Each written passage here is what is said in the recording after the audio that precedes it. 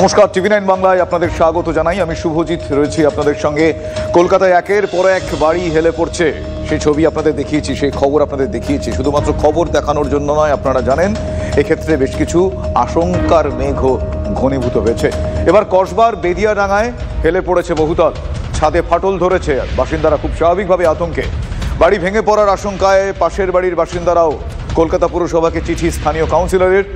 ইঞ্জিনিয়ারদের কাঠগড়ায় তুলছেন মেয়র, পাল্টা কর্মী সংকটের সাফাই ইঞ্জিনিয়ার সংগঠনের। সেই ছবি আপনাদের দেখাচ্ছি। দিকে দিকে কলকাতায় বাড়ি হেলে পড়ছে, নির্মাণ সামগ্রী, নির্মাণ পদ্ধতি, এছাড়াও বেশ কিছু সিন্ডিকেট রাজ, নানা ক্ষেত্রে নানা বিষয়ে নানা রকম প্রশ্ন পর পর উঠছে একের পর এক এই ঘটনায়। এটা বছর 3-4 হবে হয়েছে, মানে যে কাজ হয়েছে 3-4। তাই ভাবলি বলেছিলাম ইঞ্জিনিয়ারদের যে এটা একটু দেখে নেবেন। হ্যাঁ, মানে বিল্ডিং ডিপার্টমেন্টকে জানিয়েছিলেন? ভাবলি জানিয়েছিলাম যে আমরা তো মিটিং হয় না, যেমন বড় মিটিং হয় সেখানে জানিয়েছি। 3-4 বছরের মধ্যে কোনো ব্যবস্থা নেওয়া হলো না কেন? দেখুন, এটা তো ডিপার্টমেন্টের ব্যাপার, আমি তো বলতে পারি না। আমি বলতে পারি, কিন্তু ব্যবস্থা নেওয়ার ব্যাপারটা তাদের উপর। গুরুত্ব কম ঠিক বলবো না, মানে ঠিক সেভাবে কেউ গুরুত্বটা নেয়নি, মানে আমরাও নিইনি, তারাও নেয়নি হয়তো।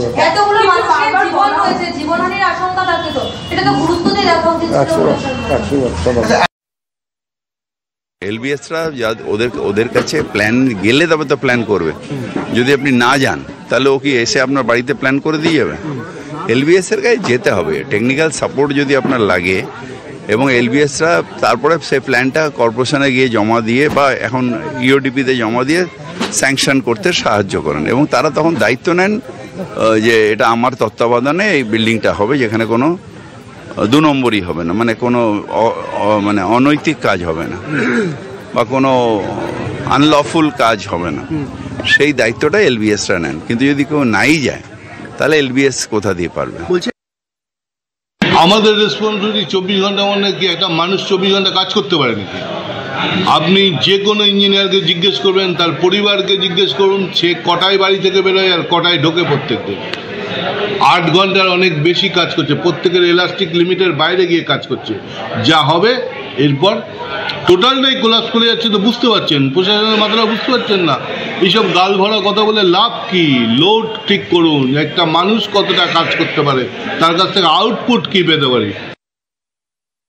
বাঘাযতীনের বিদ্যাসাগর কলোনিতে বাড়ি ভেঙে পড়ার পর একের পর এক শহরে হেলে পড়া বাড়ির হদিশ মিলছে।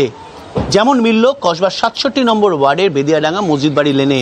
আমি ঠিক সেই বাড়ির সামনে দাঁড়িয়ে আছি এবং দেখা যাচ্ছে ঠিক হলুদ রঙের বাড়িটি সাদা বাড়িটির ওপরে সম্পূর্ণ হেলে রয়েছে। কলকাতা পুরসভার তথ্য বলছে বাড়িটি দীর্ঘদিন আগেই তৈরি হয়েছে এবং হেলে পড়েছে দীর্ঘদিন আগেই। ইতিমধ্যে কলকাতা পুরসভার 67 নম্বর ওয়ার্ডের কাউন্সিলর বিজনলাল মুখোপাধ্যায় তিনি কলকাতা পুরসভার মেয়রের বিষয়টি গোচরে এনেছেন এবং দেখা যাচ্ছে কিভাবে বিপজ্জনকভাবে একটি বাড়ির উপরে হেলে রয়েছে। এই বহুতলে যারা রয়েছে স্বাভাবিকভাবেই যথেষ্ট আতঙ্কিত, তারা বিপদের মধ্যে বসবাস করছেন বলে এখানকার সাধারণ মানুষের বক্তব্য। তবে তারা এও জানাচ্ছেন দীর্ঘদিন ধরে এভাবেই তারা বসবাস করায় এখন পর্যন্ত বাড়িতে কোনো রকম ফাটল ধরেনি, যদিও ছাদের উপর উঠে গিয়ে দেখা গিয়েছে একাধিক অংশে ফাটল ধরেছে এবং এভাবেই প্লাস্টার দিয়ে জোড়াতাপ্পি করে একটা বাড়ির সঙ্গে আরেকটি বাড়ি পুরো সাটিয়ে দেওয়া হয়েছে। অর্থাৎ বিপজ্জনকভাবে বসবাস এবং হেলে পড়া বাড়ি কলকাতায় এখন একাধিক জায়গায় ধরা পড়ছে। এই বাড়িগুলোর ভবিষ্যৎ কি, এখানকার মানুষের ভবিষ্যৎ কি, সেটাই এখন বড়সড় প্রশ্ন। কলকাতার মেয়র জানাচ্ছেন ট্র্যাডিশন হয়ে গিয়েছে কলকাতা শহরে বেআইনি বাড়ি এবং হেলে পড়া বাড়ি, কিন্তু এই ধরনের ট্র্যাডিশন চলতে থাকলে আগামী দিন বহু মানুষকে ছাদহারা হতে হবে, এমনই দাবি করছেন কলকাতার সাধারণ নাগরিকরাই। ক্যামেরায় রজতের সঙ্গে সায়ন্ত ভট্টাচার্য, টিভি9 বাংলা, কলকাতা।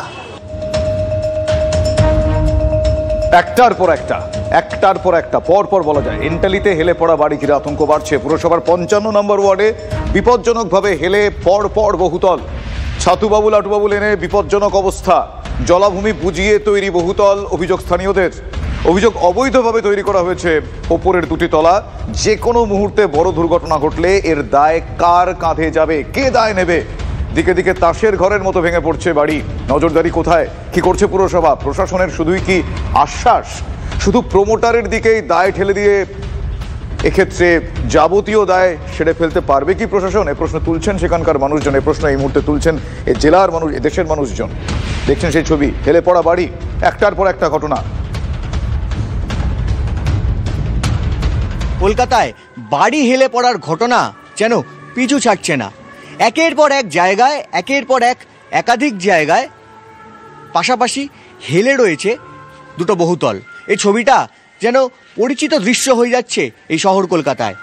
এন্টালি থানার 55 নম্বর ওয়ার্ডের ছাতুবাবু লেন, এবং এই এন্টালির 55 নম্বর ওয়ার্ডের ছাতুবাবু লেনে যখন আসি আমরা, তখন দেখি যে পাশাপাশি দুটো বহুতল হেলে রয়েছে। বাসিন্দার অভিযোগ যে তাদের এই বহুতলটি 3 তলা নির্মাণ সম্পন্ন হওয়ার পরে তারপরে দীর্ঘদিন সেই কাজ বন্ধ ছিল, এবং তার পরবর্তীতেই এই পাশের যে বহুতলটি অর্থাৎ G+4 যে বহুতলটি, সেই G+4 বহুতলটি নির্মাণ করা হয়, এবং সেই বর্তমানে যে G+5 নির্মাণের যে বহুতলটি রয়েছে সেই নির্মাণটি সেটা G+3 নির্মাণ হওয়ার পরে সেখানকার কাজ বন্ধ ছিল, এবং তার সেই প্রমোটার পরবর্তীতে উপরের আরও দুটো তলা পরবর্তীতে নির্মাণ করেন। এবং এই মুহূর্তে সেই ছবিটা আমরা দেখাচ্ছি যে ওপরের যে নির্মাণ কাজ, সেই নির্মাণ কাজের ভেতরের যে নির্মাণ কাজ তা কিন্তু এখনও সম্পন্ন হয়নি, এবং সেটা কিন্তু জোর কদমে শেষ করার চেষ্টা চলছে। এবং তার মধ্যেই দেখা যাচ্ছে যে পাশাপাশি দুটো বহুতল ধীরে ধীরে একে অপরের দিকে হেলে পড়ছে, এবং স্থানীয়রা যেমনটা অভিযোগ জানাচ্ছেন যে এইখানে জলা জমি ভরাট করে এই পাশাপাশি দুটি বহুতল তৈরি করা হয়েছে। শুধু পাশাপাশি দুটো বহুতল কেন, এবং এর সংলগ্ন যে আরেকটি বহুতল রয়েছে সেই বহুতলও কিন্তু গা ঘেঁষাঘেঁষি করেই প্রায় দাঁড়িয়ে রয়েছেন, যা রীতিমতো ভয়ের ছবি। ক্যামেরায় অভিজিতের সঙ্গে কৌস্তব গঙ্গোপাধ্যায়, TV9 বাংলা, কলকাতা।